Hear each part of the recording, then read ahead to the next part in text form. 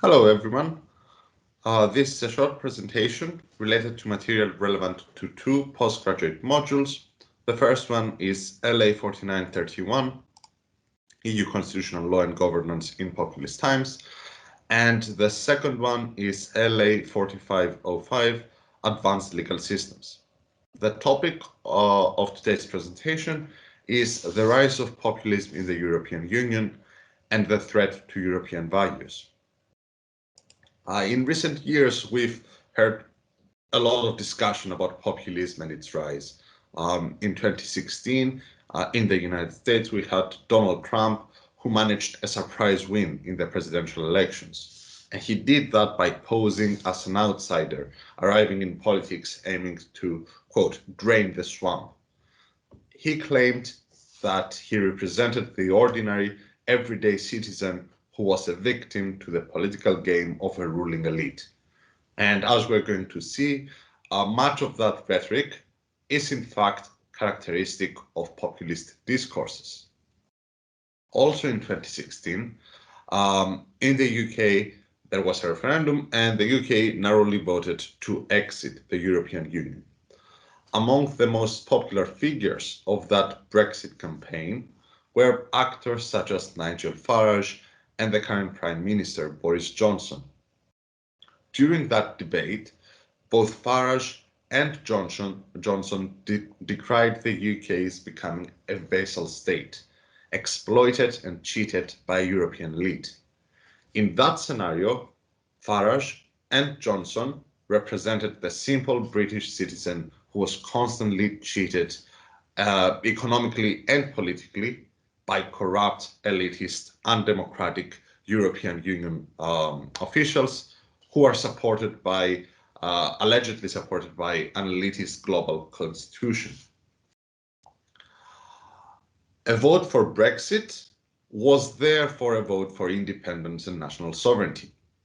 Both of these events, both Donald Trump's election and the debate all the way up to the Brexit referendum, are generally regarded as examples of right-wing populism.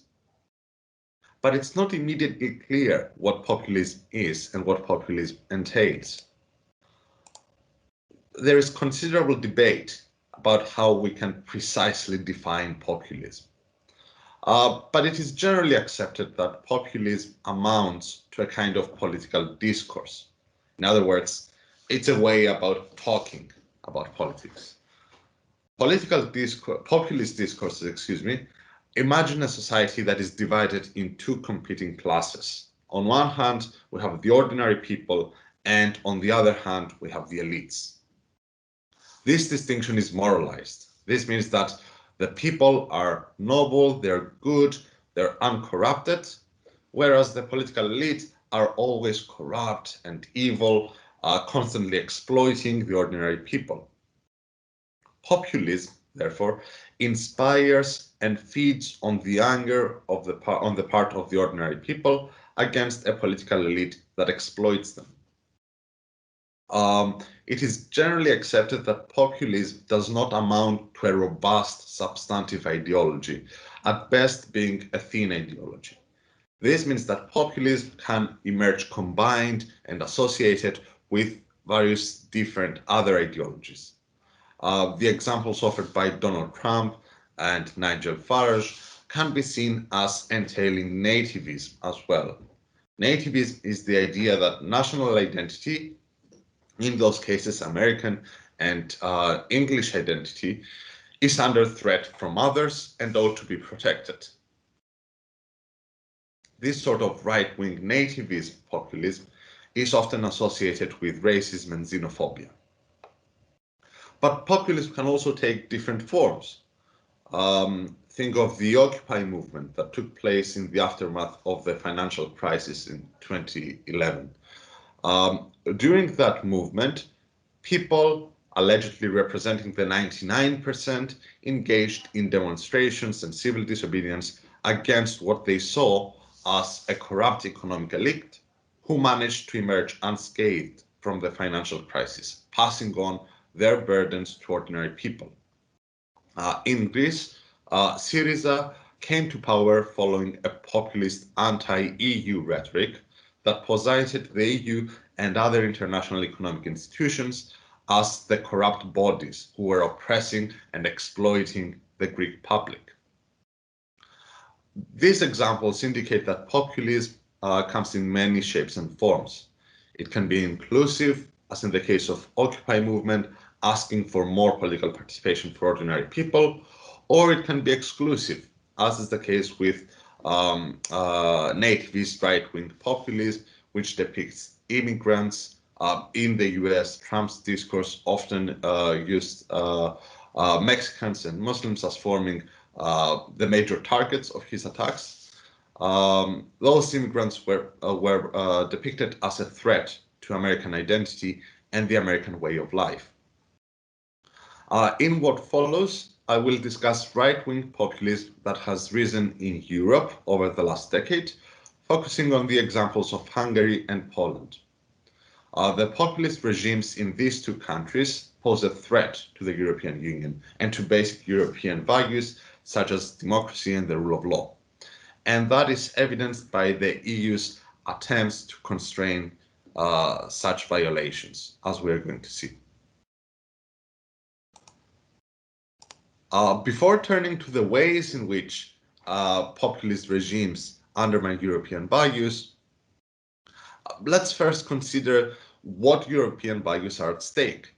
Article 2 of the Treaty on the EU reads that the Union is founded on the values of respect for human dignity, freedom, democracy, equality, the rule of law, and respect for human rights, including the rights of persons belonging to minorities. These values are common to the member states in a society in which pluralism, non-discrimination, tolerance, justice, solidarity, and equality between women and men prevail.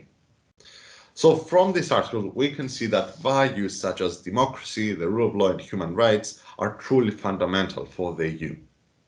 The European identity is built on these values. And it is no surprise that any country wishing to join the EU must, according to Article 49 of the Treaty on the EU, demonstrate sufficient respect for the values encapsulated in Article 2.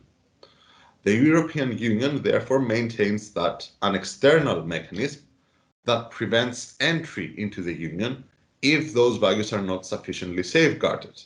That's part of the reason why countries such as Turkey, who has secured a candidate status, has been unable to show any real progress in entering the EU. But what happens when it is countries that are already part of the EU that engage in actions that undermine its fundamental values? And that's exactly what's happening in countries where populist parties have secured political power. What they've done is they've adopted a series of actions that put a strain on European values.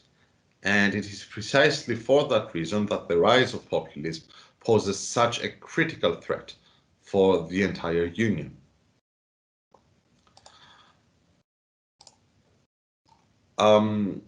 Before turning to more substantive actions that populist parties in Poland and Hungary have undertaken, I'd like to mention that if someone is interested in this topic and you'd like to explore this further, the School of Law here at UCLan Cyprus is running a Jean Monnet module on EU constitutional law and governance in populist times. I encourage you to visit our website at eupopulism.eu. That website contains several videos you can watch, as well as a comprehensive bibliography. You can also subscribe to our newsletter and keep up to date with all the activities we are organizing throughout the year. We're also publishing an interdisciplinary journal of populism, which you can access at lawpop.eu. The first issue is currently published, and you can find it on our website. Moving on to populism and the rule of law. In general, populism and populist rhetoric has an uncertain relationship with the rule of law. Within populist politics, a leader emerges as the person embodying the will of the ordinary people. That leader, therefore, acts in ways that further the interests of the people, typically by taking on the elites. But how does that formulation affect principles of the rule of law? Well, one basic function of the rule of law is that it sets limits on the unmediated political power of agents, even when those agents purportedly act for a democratic majority. The rule of law is linked with principles of constitutionalism, the separation of powers, judicial independence, and it becomes a way to limit potential abuses of a democratic majority. So when a populist leader tries to act in ways that undermine the constitution, alleging that doing so represents the will of the people, the judiciary will typically stand against those actions, upholding the rule of law. Judges making decisions that limit the use of political power are often accused of acting against the will of the people. And that was something that was a very common line of attack by populist regimes. And this is precisely the reason why judicial independence is an irreplaceable component of the rule of law, because an independent judiciary is necessary to hold political power into account, ensuring that individual human rights are respected and political abuses are avoided. In the examples that follow, we will see that populist parties have taken actions to undermine judicial independence and weaken the rule of law in an effort to achieve and maintain greater political power. The Populist Law and Justice Party in Poland has taken several steps directed at the judicial branch of Poland. One widely discussed measure was the choice to lower the retirement age for judges from 70 to 65. The effect of that measure was to force large numbers of judges out of the bench. That would in turn provide the government with the opportunity to install new judges, presumably judges who would be more sympathetic to the government's populist agenda. Engaging in this practice of packing the court with judges sympathetic to its goals, the governing populist party undermines fundamental principles of the rule of law. In other words, how can the judiciary provide adequate checks on the government if the judges are already prejudiced and biased in favor of the populist party's agenda? Other steps adopted by the Law and Justice Party have targeted the ability of judges to behave freely. In particular, the Populist Party has adopted measures to create a disciplinary court for judges who, quote, behave unethically. That law was in practice used to target judges who maintained a critical stance against the regime, being unwilling to help it push its agenda. Despite multiple rule of law recommendations made by the European Commission and the European Parliament, the Populist Party has repeatedly ignored and openly dismissed these recommendations, with the Law and Justice leader Jarosław Kaczynski insisting that there is nothing going on in Poland that contravenes the rule of law. Since 2017, the European Union has launched several infringement proceedings under Article 258 of the Treaty on the Functioning of the EU against Poland, and has also initiated the nuclear option, Article 7 of the Treaty on the EU. Unfortunately, these have not proven enough to improve the state of the rule of law in Poland. Viktor Orban and his populist party of Fidesz gained power in 2010. Since then, Orban has moved Hungary towards a direction often at odds with European values. Orban has explicitly defended a model of what he calls, quote, illiberal democracy. His party demonstrates elements of right-wing populism, employing populist ideology combined with nativism. The populism that Orban espouses emerges as xenophobic, racist, and exclusionary of anyone who is considered a threat to Hungarian identity. Since its rise to power, Fidesz has engaged in a sustained effort to remove protections for LGBT people. The government's refusal to recognize transgender people, recent legislation to prescribe adoption for homosexual couples, the demand that gender studies are removed from university curricula, all of this indicate a populist party attacking individual rights in ways that infringe with European values. The discriminatory measures have sparked outrage at the EU level, with calls demanding the distribution of funds become conditional on protections for individual rights. These attacks against LGBT people are added to other measures taken by the party, which undermine democracy and the rule of law, such as attacks on the free press and other attacks on NGOs, particularly NGOs that work in areas such as immigration and LGBT rights. Attacks against the free press, in particular, are endangering democracy.